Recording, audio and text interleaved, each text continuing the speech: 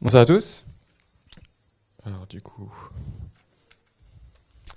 donc moi c'est Thomas Thibault du collectif BAM, donc collectif des designers engagés sur les pratiques numériques et pratiques collaboratives. On a rencontré Alexandre du coup de Blockchain à un festival, un workshop blockchain il y a un mois ou une demi ou deux, je sais plus exactement.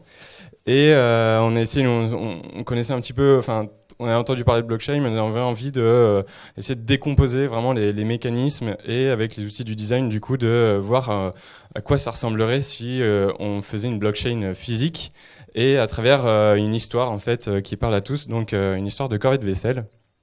Donc on a fait cette installation physique. Donc vraiment l'idée c'est pas de évidemment, cette installation, ce dispositif ne prend pas entièrement la complexité de la technologie, mais permet vraiment de commencer à en comprendre pour quelqu'un qui, voilà, pour expliquer à votre maman ou n'importe qui ne connaît pas blockchain, les principes et mécanismes un peu pour commencer.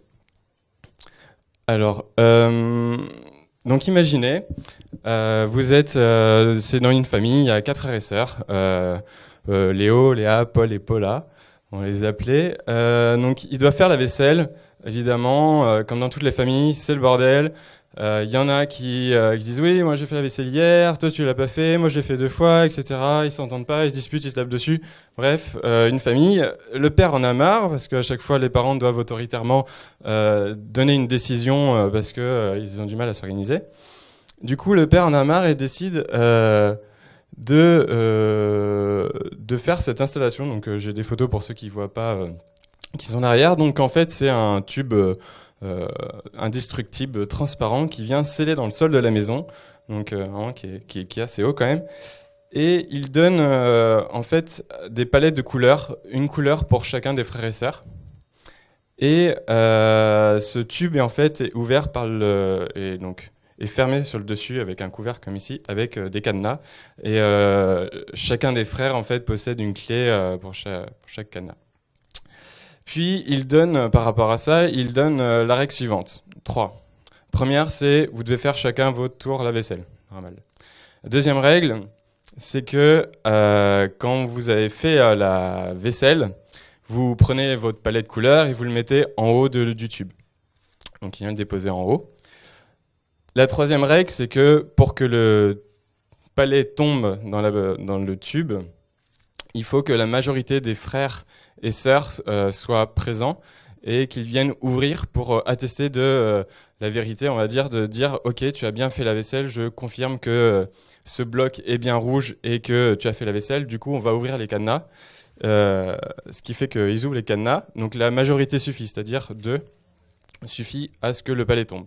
Donc ça permet de faire tomber le petit palais. Et du coup, le palais tombe à l'intérieur et il devient impossible, vu que c'est scellé dans le sol de la maison, impossible d'aller rechercher en fait le palais à l'intérieur. En plus, c'est fermé, etc.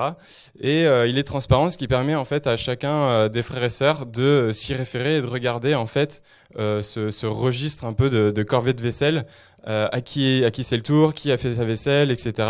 Au fur et à mesure, en regardant en fait l'enfilement des palais. Le problème, je reviens là. Le problème, c'est que s'il y en a 2 qui se tirent un peu dans les pattes, ils sont un peu de mauvaise foi.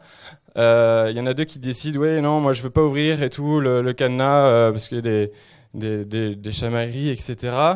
Ce qui fait que ça casse un peu le système, puisque s'il y en a 2 qui bloquent le truc, il suffit de 2 personnes pour que ça casse le truc. Du coup, pour réduire un peu ce problème de mauvaise foi, on essaie de répliquer en fait ce système à une fratrie de 10 000 frères et sœurs dans un grand château, par exemple. Et du coup, vous imaginez bien, bon, ce qui est bien, c'est que du coup, de reproduire à 10 000 personnes, c'est que ça va réduire considérablement le risque de mauvaise foi, c'est-à-dire qu'il va falloir au moins 5 000 personnes soient d'accord ensemble en même temps sur une même vérité, ce qui devient très compliqué. Le problème, c'est que vous imaginez bien, physiquement, ça risque d'être compliqué au niveau des serrures, etc. Tout le monde va se bousculer autour de ce tube immense. Donc physiquement, c'est pas possible. Donc ce qui est intéressant, c'est que le numérique et le réseau en fait va permettre de dématérialiser ce principe et d'y avoir accès en fait n'importe où, n'importe quand dans le monde entier. Donc ce tube en fait permet vraiment, c'est un peu le tube de la vérité en fait, accepté par le consensus, et ça permet à notre quatre frères et sœurs d'être responsables et d'être autonomes en fait, ne plus avoir besoin de l'autorité des parents pour dire ah non, toi tu as fait la vaisselle, non ça suffit, hop, allez vous coucher. Du coup voilà pourquoi cette installation est. La dernière chose qu'on a fait, pour expliquer un peu en quoi le numérique permet de rendre indestructible cette installation. Donc on a présenté ça la première fois à WeShareFest il y a quelques semaines. Et on proposait aux gens en fait de le prendre en photo et de le poster sur le hashtag blockchain vaisselle. Vous pouvez faire pareil si vous voulez. L'idée en fait c'est de dire nous si jamais on a envie si on arrive à détruire ce truc là, si on a envie de falsifier la vérité, le détruire, etc. Le fait que des centaines de personnes soient passées et pris en photo en fait la blockchain telle qu'elle est, et cette photo est présente dans des centaines de devices en fait différents. Donc ça fait qu'on ne pourra jamais falsifier la vérité parce qu'elle existera partout dans ces centaines de devices, et que si on veut on veut changer cette vérité, il va falloir hacker en fait, aller dans chacun des devices, et ça devient très compliqué. Et plus il y en a, plus ça devient compliqué. Du coup, ça permettait vraiment de comprendre un peu ce système-là.